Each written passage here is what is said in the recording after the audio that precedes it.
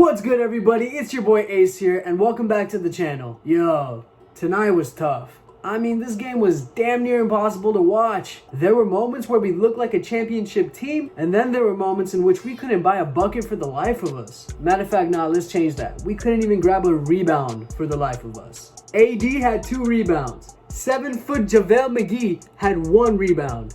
Dwight Howard, 6'11", had 1 rebound. But it gets worse. Y'all, we were down by 20 at one point. And for other teams, shout out Clippers, that's okay. But for the Lakers, this was their biggest playoff deficit of the year. Regardless, shout out Denver though. They made it a series tonight by pulling out with that dub. So, in today's video, we're gonna dive into this Lakers loss by talking about the emergence of Jeremy Grant as a third option for the Denver Nuggets, the surplus of Lakers turnovers, and the lack of aggressiveness from the Lakers as a whole. So without further ado, let's get right into it.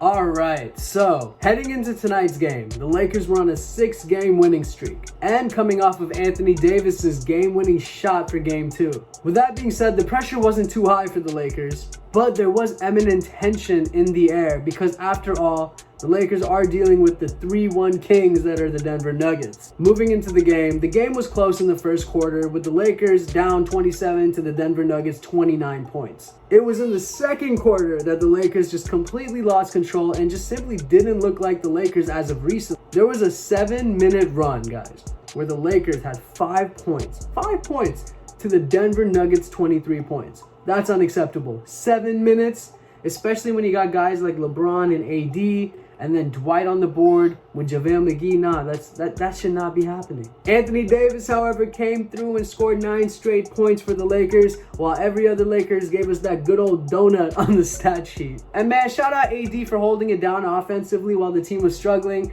You can tell he's starting to grow as a leader, and also in like impactful moments such as that, he's able to step up to the plate. And by joining LeBron and coming to LA, you can tell the confidence that he's gotten compared to when he was a New Orleans Pelican. Regardless, I do believe it was this quarter that lost us the game simply because of the momentum this had for the Denver Nuggets and the deficit that it put the Lakers in moving forward. So, they ended the second quarter with 34 points to the Lakers' 26 points, resulting in a halftime lead of 63-53. Guys, this was Denver Nuggets' first halftime lead in 7 games. That's crazy. I mean, that's a crazy stat right there. It just makes me think about how resilient this Denver Nuggets team is. Guys, I'm still confident we're going to win the series. We're not the choke job Clippers here, we're going to get it done. I predicted 6 games, but regardless, a game like this is going to happen, and to be honest with you, it was bound to happen. It's just a matter of how the Lakers bounce back from it. But I'm sidetracking. Let's get into the rest of the game. In the fourth quarter, the Lakers actually made a miraculous turnaround and went on a 14-2 run. Then with 3 minutes left in the game,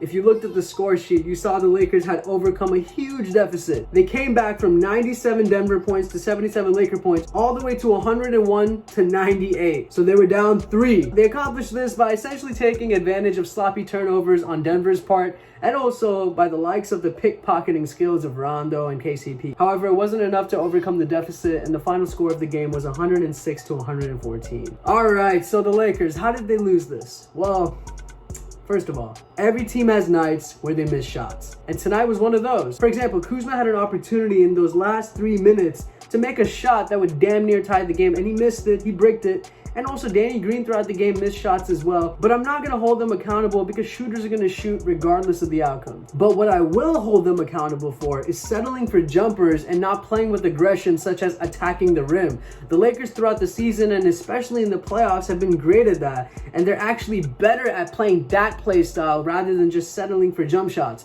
Now, were they settling for jumpers because of the Denver Nuggets defense? Potentially, but there were a lot of options in which they were able to drive into the paint, but instead they settled for the long 2 or the 3. And in my opinion, if you're going to go against this Denver Nuggets team, you got to use your size to your advantage because Jokic can't keep up with AD all game, nor can he keep up with, to be honest with you, JaVale or Dwight if you're able to give them lobs and you're able to set them up properly with pick and rolls. Also, another reason we lost tonight, and I mentioned it earlier in the video, is it's simply because of rebounds. We had 25 rebounds to the Denver Nuggets 44 rebounds. Guys, that should not be happening. We have Anthony Davis, JaVale McGee, and Dwight Howard. I don't get it. Regardless, LeBron ate good statistically. His impact was great offensively. And I'm not going to give him any fault for tonight's loss. To be honest with you, it was actually the Lakers defense down the stretch of the game that caused this L. I noticed, however, when Vogel would run a zone defense for the Lakers, the deficit closed. The Lakers were able to slowly come back against the Nuggets, and then in Vogel fashion, he decides to change the lineup, and then you see the Denver Nuggets slowly start to extend the lead again. So I think it's important to know that zone defense is highly effective, and moving into game 4, I'm really curious to how Vogel is going to respond to that. Lastly, I want to shout out Jeremy Grant, y'all. Man's had a career high in the playoffs with 26 points, shooting 60% from the field. If you guys watched my video a couple weeks ago, you guys will remember that I mentioned Westbrook's my favorite player. And if Westbrook's your favorite player, then you already know 2017 was a lit NBA season because that's when he won MVP. In fact, that was the only reason that season was lit. But Jeremy Grant was on the team that year, and he was really fun to watch. He plays with a lot of grit, and he's really great at making steals and also transitioning in offense. And that's actually something the Denver Nuggets were really good at as a whole tonight, ironically.